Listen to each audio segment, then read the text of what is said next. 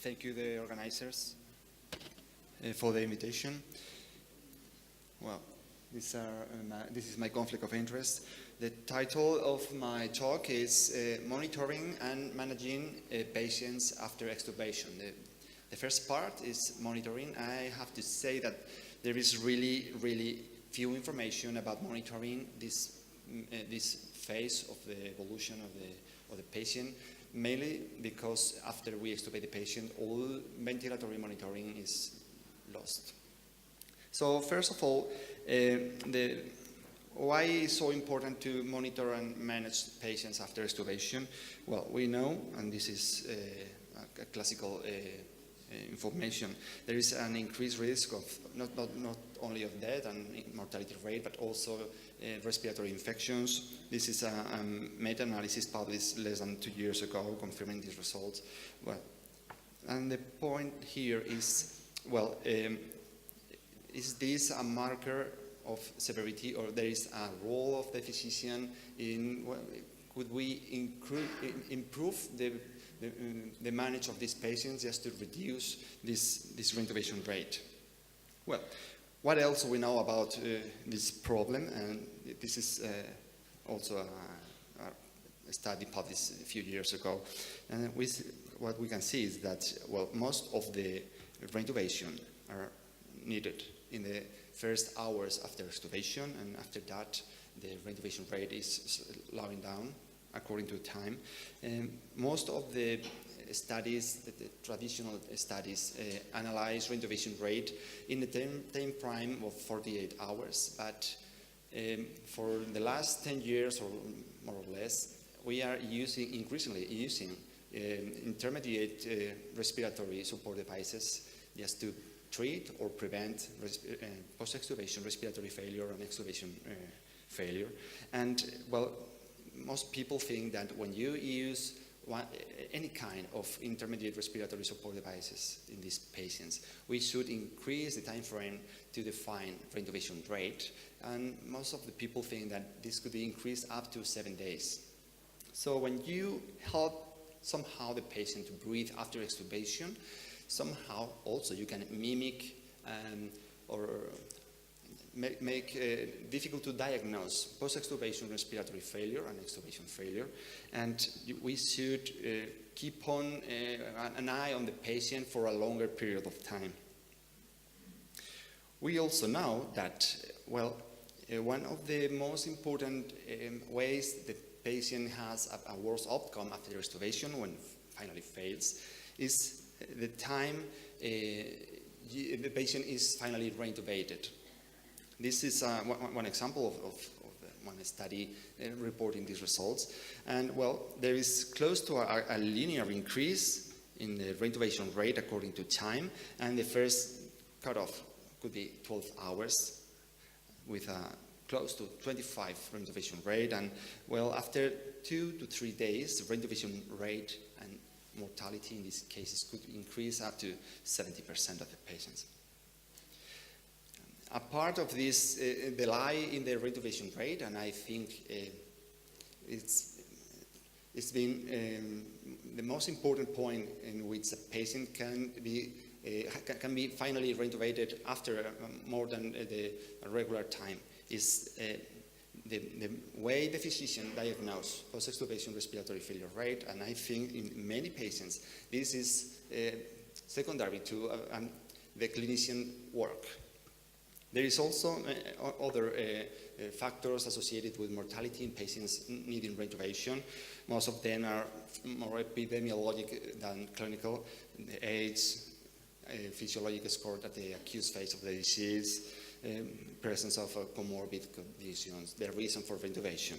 But the most important point in which the physician has a role in improving the performance of the management of these patients is being really careful with the time to reintubate. And at the first time you think the patient is going bad after extubation, you should plan and try to reintubate as soon as possible. There's more information according to this point. This is a classical trial published in 2004. This is the role of this study was to analyze the use of NIV after extubation in patients who develop post-extubation respiratory failure. And in this case, what authors reported was that there was not any improvement in the reintubation rate, but also patients had an increased mortality rate. And the most important reason to explain this result was that, well, as I have said previously, if you use an intermediate support therapy in patients after extubation, you can mimic and you can modify respiratory parameters that make the physician not to diagnose in properly timing the post-extubation respiratory failure. So in this case, authors observed that NIV delayed the reintubation more than 12 hours, and this is the explanation for this increase in mortality rate. This same information has been reported not for NIV, but for high-flow oxygen therapy. This is a recent paper published 3 years ago. This is a mixed population, not only for in patients after extubation, but also in the acute phase of respiratory failure. What authors concluded in this study was that when you intubate or reintubate patients, when you first were using high-flow device, if you delay the reintubation more than 48 hours, the mortality is also increased in these patients. So the main message is that any kind of intermediate respiratory support therapy has the risk for delaying reintubation, mainly because the clinical parameters are improved, but not the real condition in the lungs or the problem that motivates the reintubation. Authors here in this study say that the cutoff point is 48 hours. I'm not sure this is so late for the high flow, and I prefer to consider 12 hours at the time frame for the risk of increasing mortality rate in these patients. Well, another point. Recently, we have read new guidelines for weaning in patients. And well, the methodology has changed to PICO questions, and for what authors consider most important to increase or to report evidence for weaning patients, yes, reported how to perform a spontaneous breathing trial, how to reduce the time to finally extubate the patient, reducing or minimizing sedation, with a protocol of sedation, of a protocol of liberation from mechanical ventilation. And the other 3 points were preventive. That is, we can use NIV to prevent post-extubation respiratory failure after extubation in high-risk patients. And the other point is to prevent another specific problem associated with extubation failure, that is glottic edema. So there is really few points or really few interest in how to improve monitoring of these patients, and the interest has changed to prevent post-extubation failure and extubation, post-extubation respiratory failure and extubation failure. This is an example, just Dr. Mancebo commented previously this study. This is just an example of how many indices and variables have been studied and analyzed and systematically reported. I use this as an example because it's the most famous one. And even when you have a really, really good ROC curve, one of the most important difficulties in translating this into a protocol to wean patients is when if you try to include one of these indexes in a protocol to wean the patient, and you try to conclude using a randomized trial, well, this is really difficult to obtain a statistical significant result. And well, another point is that all these indexes are obtained mainly to think about the probability of succeeding the spontaneous breathing trial, but not the extubation. So all these indexes can help you in decide when to perform the first or the next spontaneous breathing trial, but not when to extubate the patient. There are many etiologies and reasons to fail extubation that are not associated with the respiratory muscles or the cardiac function. And all these variables, most of them, how the patient deals with respiratory secretions and neurological status, delirium, and many other reasons I will comment later. Well, it has been previously commented about the role of ultrasound technique to predict and helping the weaning process of these patients. There's also information about the diaphragm function, but also echocardiographic parameters and lung ultrasound. The problem is the same as the indexes I have commented previously, like the rapid shallow breathing index. All this information help the physician to decide when to perform the spontaneous breathing trial, but it's really difficult to predict the final result of the extubation. There are many studies I won't focus on here because of the previous talk. There is another new novel therapy monitoring system that could help in this process. This is the thoracic impedance. Unfortunately, according to the weaning, there is few information and results are not conclusive by now.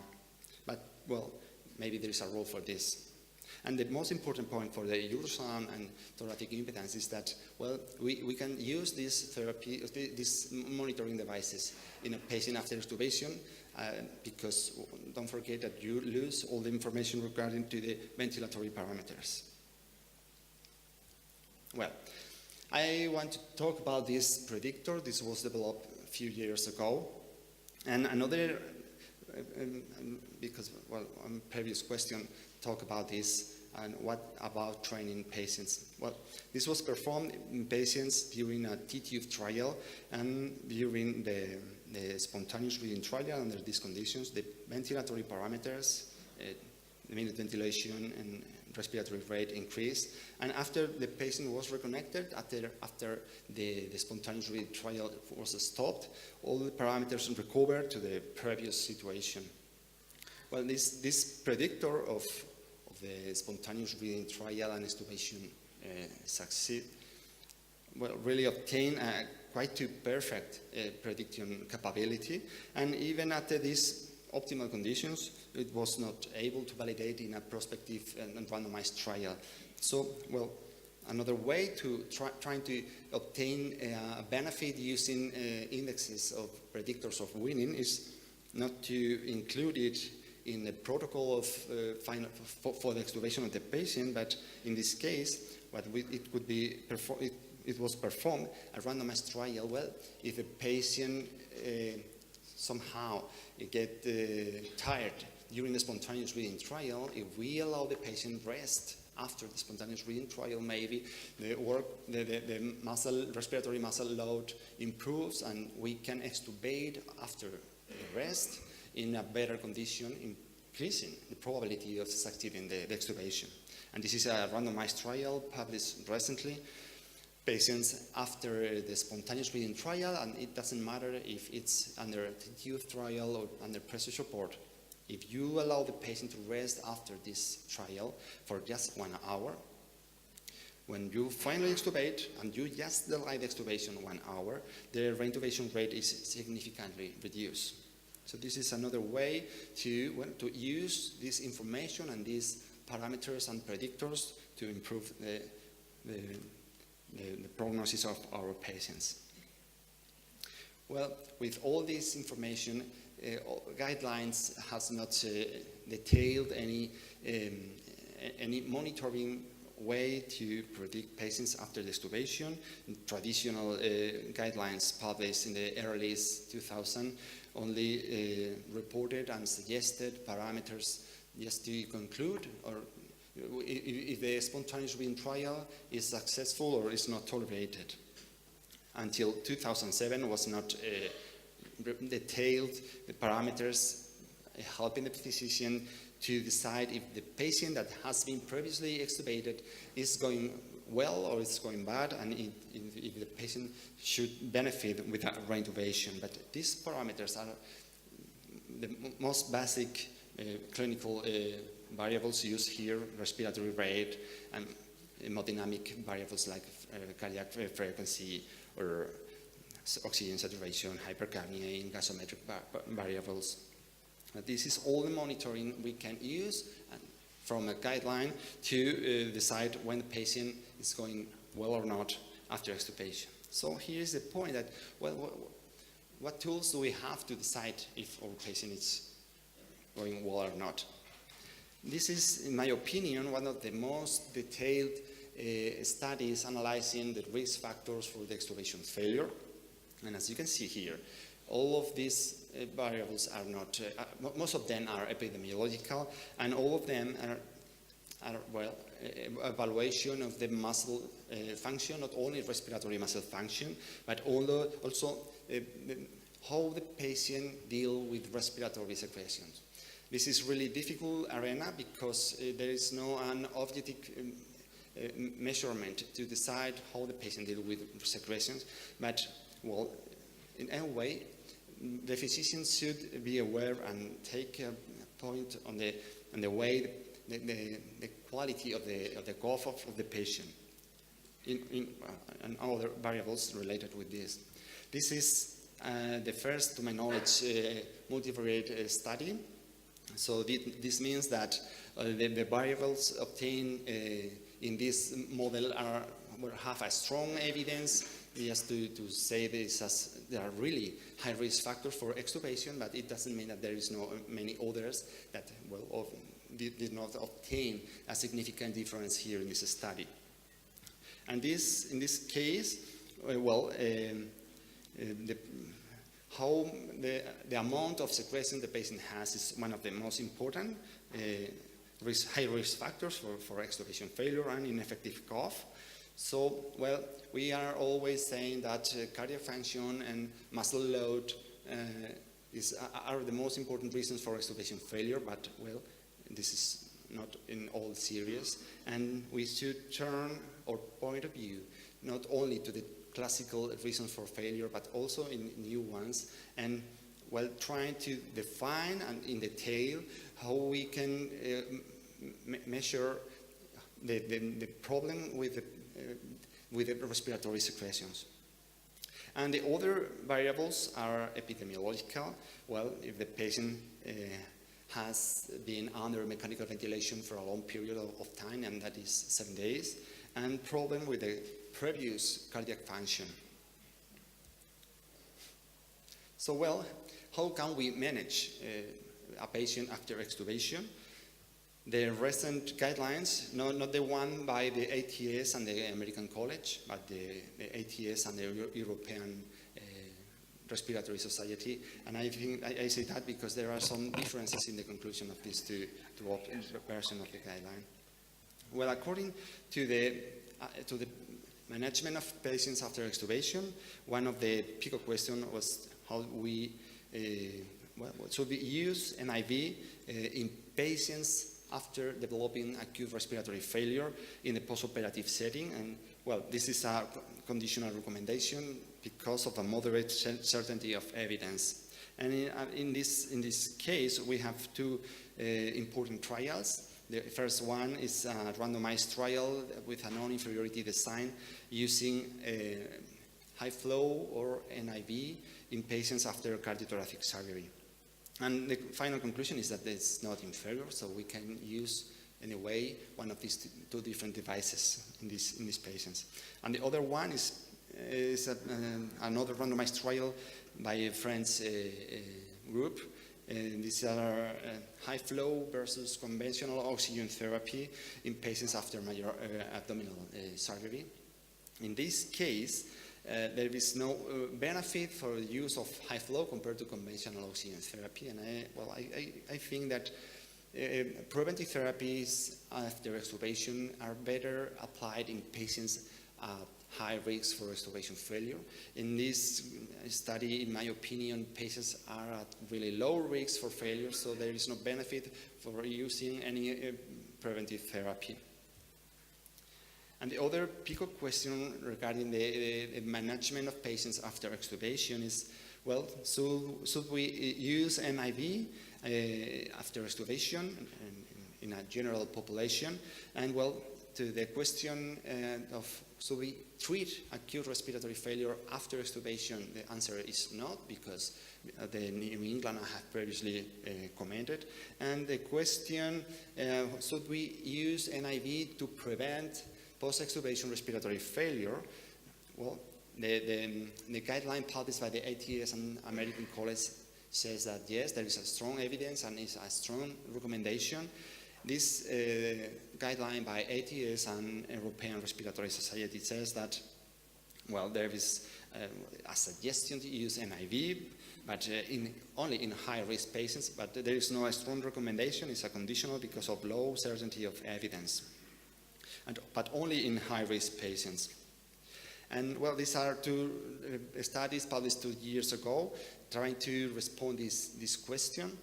And the one in the left side is patients at low risk, and this means the patient has none of the high-risk factors for extubation failure. This is the traditional way to define risk for extubation failure. Low risk, none of the high-risk factors. High risk, at least one of the high-risk factors. In the first case, low-risk patients, this is a randomized trial, high flow against conventional oxygen therapy, and there is a significant reduction in the reintubation rate. So the conclusion should be, well, there is a benefit for a high flow in these patients. And the one on the right side is patients at high risk, and this is a non-inferiority design, randomizing high flow and non-invasive ventilation. In this study, the result says that there is no inferiority of high flow compared to NIV. And the general recommendation is that, well, you can use any one of these two devices to prevent the extubation failure in patients with at least one of the high-risk factors. And well, what are the high-risk factors? There is no definitive model. I have previously commented the study by Arnaud-Thiel, that is the only one multivariate analysis, but well, this is not a definitive model. So there are 10 high-risk factors with, in my opinion, the highest quality of evidence. That's the A, and all of them are epidemiological variables. AIDS, cardiac failure, the reason for extubation, Apache score, and many others that are included in these two JAMAs previously commented. And another thing I consider important is in high-risk patients, we try to obtain different subgroups to decide if there is a different role of high flow or NIV. And what we observe is that the risk of extubation failure increases along the number of high-risk factors for extubation failure the patient has. So patients with 1, 2, or 3 high-risk factors go better with high flow, but patients with 4 or more high-risk factors go better with NIV. So we should probably change the traditional classification of risk for extubation failure of 2 steps in 3, low, intermediate, and high-risk factors. And well, according to reintubation extubation failure, patients with a body mass index of 30 points go better with NIV. So not only the number of high-risk factors modifies the evolution of the patient according to the therapy used to prevent. And to prevent post-extubation respiratory failure, patients with problems to deal with respiratory secretions go better with high flow. So to conclude, and my last slide, it's recently been developed and validated index trying to detect early after extubation, after the start of the acute respiratory failure, and if the patient is going well or not with high flow. This is the ROX index, and tomorrow it will be presented as an abstract, and I recommend you to attend that. So to conclude, prevention of extubation failure is easier than prediction, and I recommend you to prevent. Epidemiologic factors of extubation failure should better be used instead of clinical parameters at the bedside after extubation. Evidence of new tools for extubation prediction are to be developed for clinical use, and well, keep on using traditional ventilatory parameters, predefined criteria for reintubation, and fixed times when you use a preventive intermediate therapy. And thank you.